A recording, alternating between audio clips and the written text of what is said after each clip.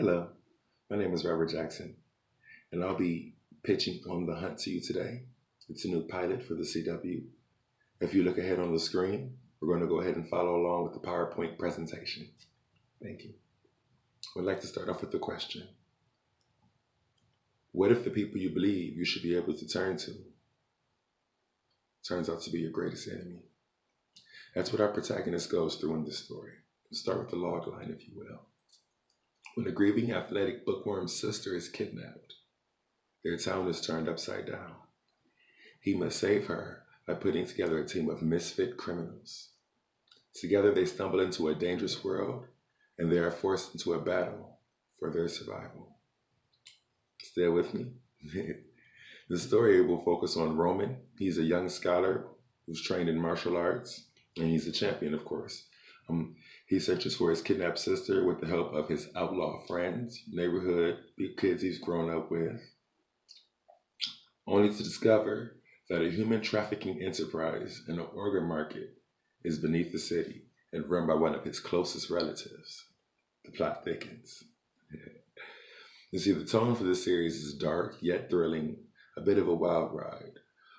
We follow the characters as they go on an adventure of self-discovery and a journey of assurance.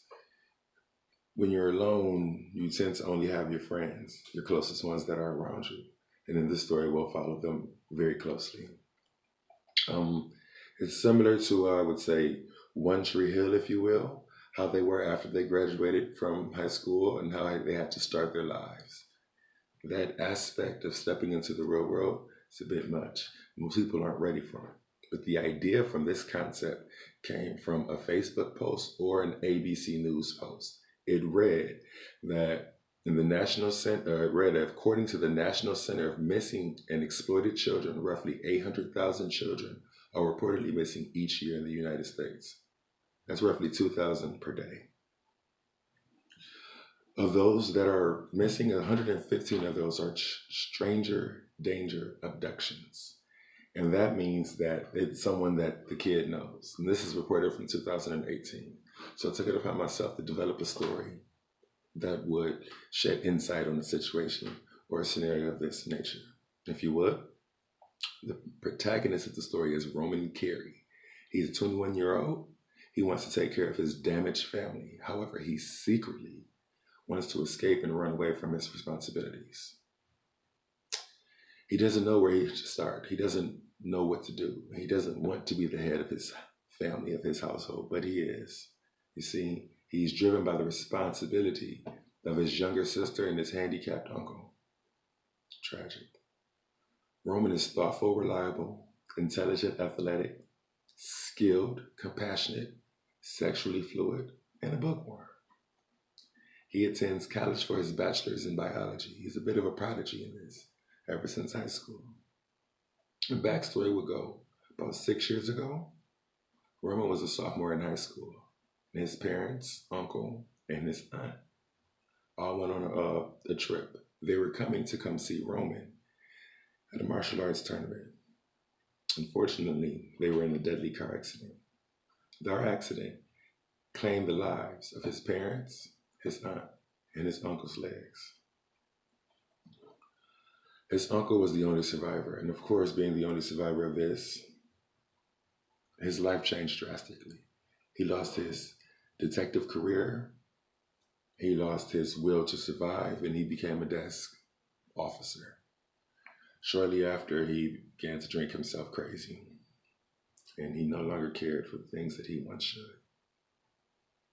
Roman's flaws are that he is not concerned with anything other than his family's well-being and his friends. He does not care about himself. A selfless act that will hurt him in the long run. He needs to take some concern about himself, therefore he can further himself and go forward. You can't help others if you can't help yourself. This character will be played by Kylan Rambo. He is mostly known for Dink in Ender's Game. He also was a character in Teen Wolf, and he's also a character from The First Family. He's known to this generation, and he's an up-and-coming star. So he would be the most likely choice to play an unknown actor who's up-and-coming and taking on a new journey. Supporting characters of his group will be his best friend, Carmen. He has a friend, Devin. Well, would you like a breakdown of each character? I don't mind. Carmen is a sophisticated, rich girl. She's a trust fund lady, but she wasn't raised by her family. She was raised by Romans. His parents took care of her, which is a bit of the scenario with all of the characters in his circle. His another friend, Devin. Devin is a street hustler, always has been and always will be. But his father helped Devin stay on the right path. Now Devin's going to school for politics. But don't get it twisted. Devin is the ear of the streets. He has all the information because he believes information is power. And we have another friend, Kayla. She's a junior high school friend of Roman's and also an ex-girlfriend of his. She was not raised by her parents or her family. They left her alone and she ran the streets until she met his mother, who was her social worker. She taught her values and morals. Only Kayla uses sex as a weapon and as manipulation. She gets whatever she wants from it. It's her character. Ricardo, is a junior high school friend and a high school ex-boyfriend of Roman. He's a thief and works at his uncle's chop shop. And then, of course, it brings us to John John. John John is a neighborhood friend and a junior high ex-boyfriend of Roman. He's a gang member, and he's also Roman's fitness instructor. Roman no longer attends martial arts, so he has to stay fit. He uses the neighborhood gang member. And we're going to go on to the remaining characters that will be showing up every week. The little sister, Roxy Carey. Roxy Carey is 13 years old. She is the little sister of Roman Carey. Roxy is energetic, dramatic, sarcastic, intelligent, but she's also very angry. Her parents' death has taken a toll on her, and she no longer wishes for the things that she once had. She wants to enjoy her life and get over her parents' death, but this process is causing her to act out more than expected. This is her gigantic flaw. She no longer cares about anything. She needs to stop and think, realizing that the path she's on creates a dark future for herself, one she won't be able to get out of.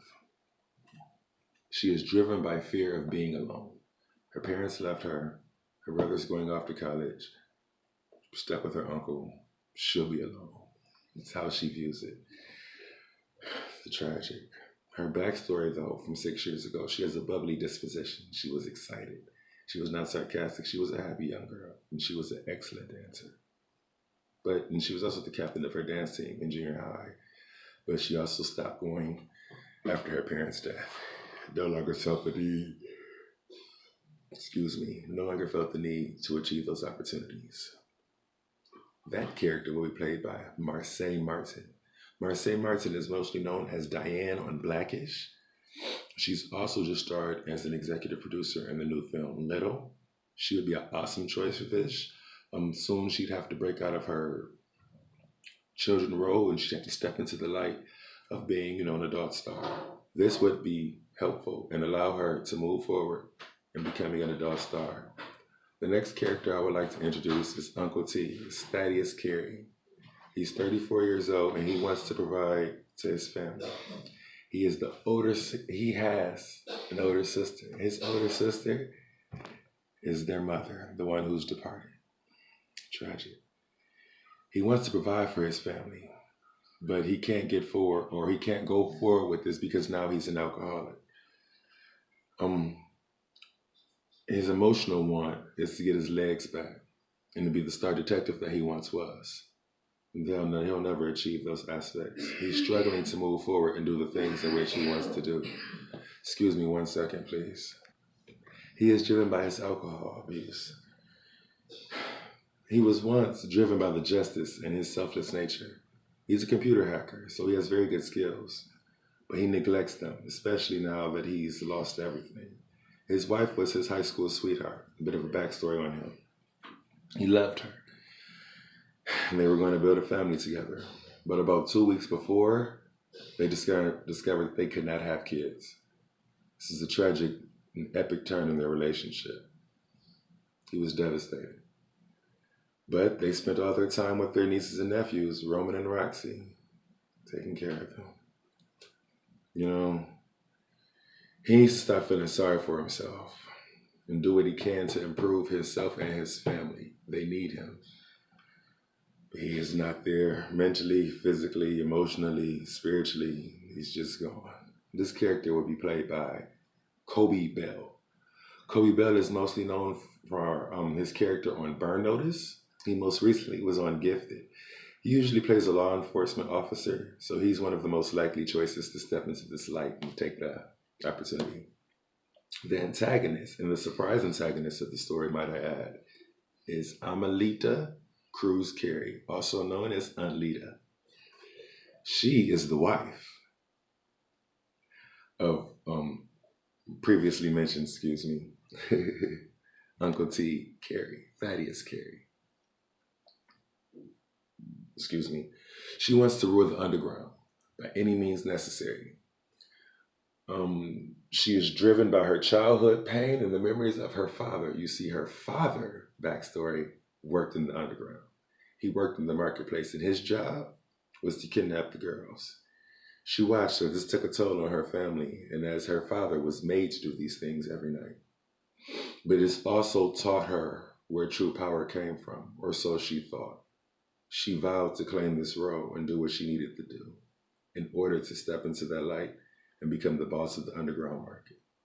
She is charismatic, she's manipulative, malicious, fake, power hungry, and deceptive.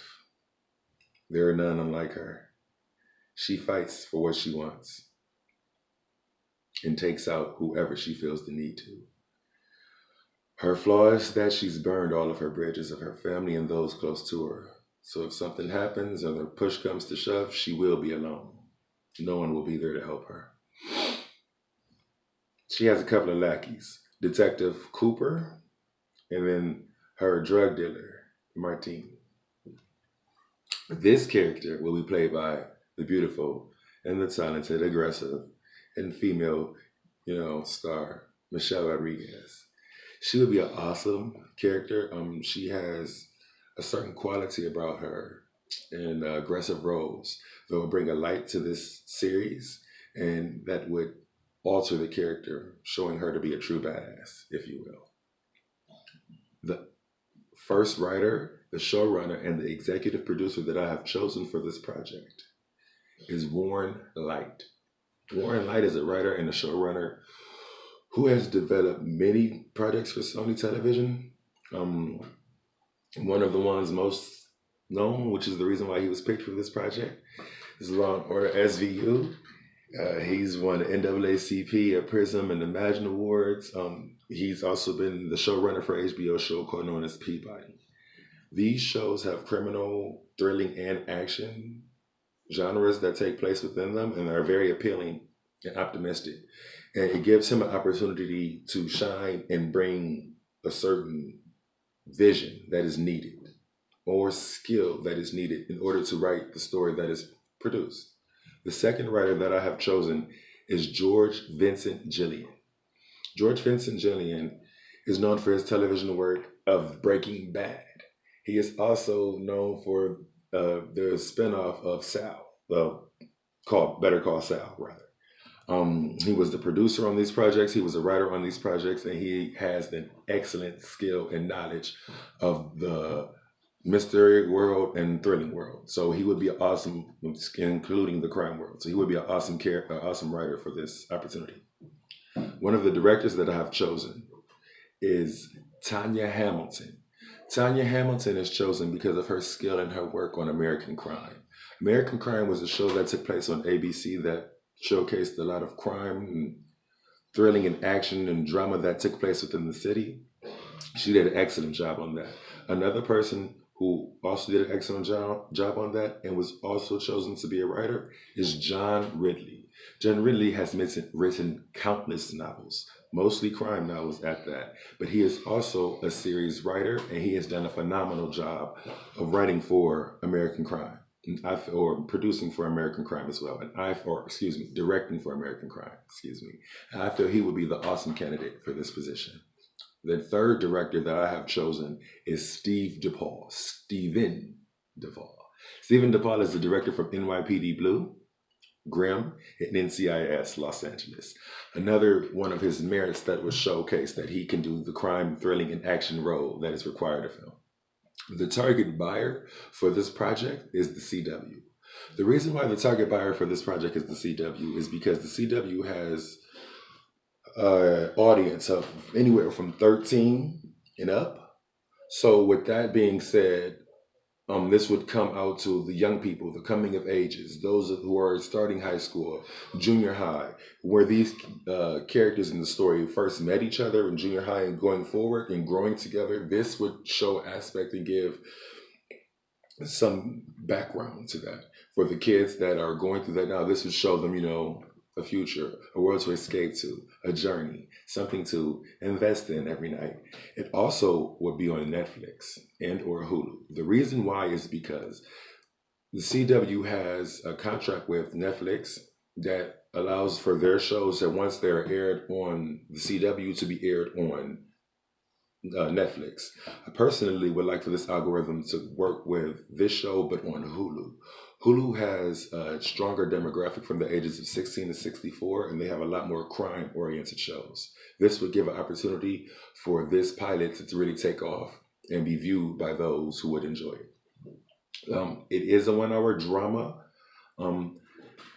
Is different obstacles every week. It's not just about a life or a death situation. It's about growth. It's about growing. It's about experiences. It's about knowing those who are around you and the mysteries of life. It's also about the deception of those around you, because the city in which these characters reside in has a lot more going on than what's led up to believe.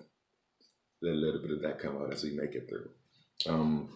The balance of the serialization of the story would be the real life relationships, the relationships and other jobs, the betrayals and the growth in which these characters have to endure together is a great deal. It'll teach them a lot.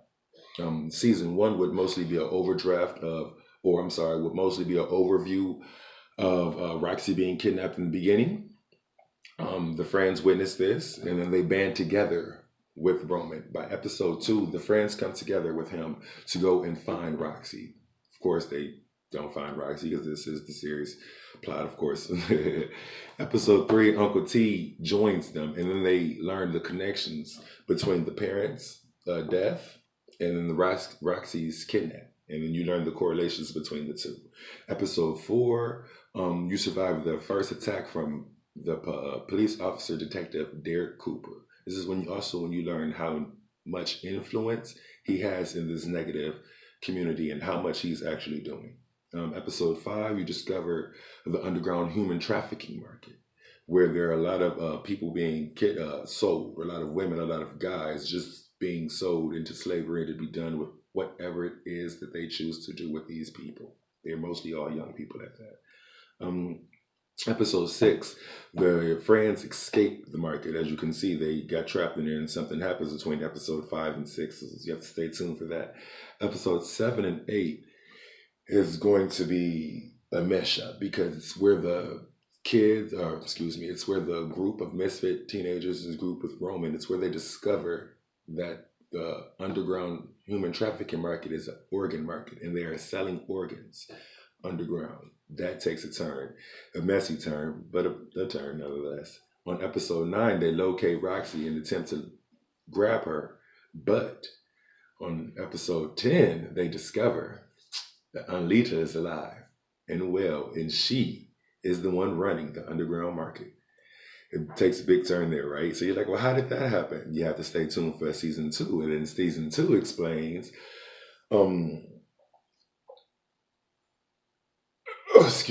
that John and Kayla have been working for Anlita and leading Roman down a different path. They've led him to believe that she is dead and that it's misconception and it's a setup, rather. Roman is struggling in episode 2 to get Roxy back to her normal life. He has her, but she won't integrate back into life. She's been gone so long and involved in this circuit that she's not focused on getting back to her reality. Around episode 4, Roxy runs away and she joins Anlita back in the underground human trafficking circuit. Episode 5, Roman self-destructs. It becomes too much for him and he leaves the city. He leaves his friends, he leaves his uncle, he leaves his sister, he leaves it all. He goes off to try to start school elsewhere and resume his life that he once had. But around episode 6, Alita uses new money that she's worked out with a drug deal organization and begins to buy up the city. Around episode 7, Cardo is injured, beaten by Derek. This forces Roman to return and exact revenge for these things. Around episode 8, Roman single-handedly brings the market to its knees. And with the help of his friends, around episode 9, they destroy the black market, causing a huge fire and washing it completely out. Lita disappears, MIA. No one's found her, knows where she is. However, in episode 10, we meet the big boss, Lita's boss, Ramiro Rios, the one she works for and the one who's controlling the black market. This series is a great opportunity to step out of the box of the norm and allow for everyday people to just be everyday people with the option of this action world and thrilling adventure missing. I think it would be something that you should take an interest in. All right. Thank you. Bye.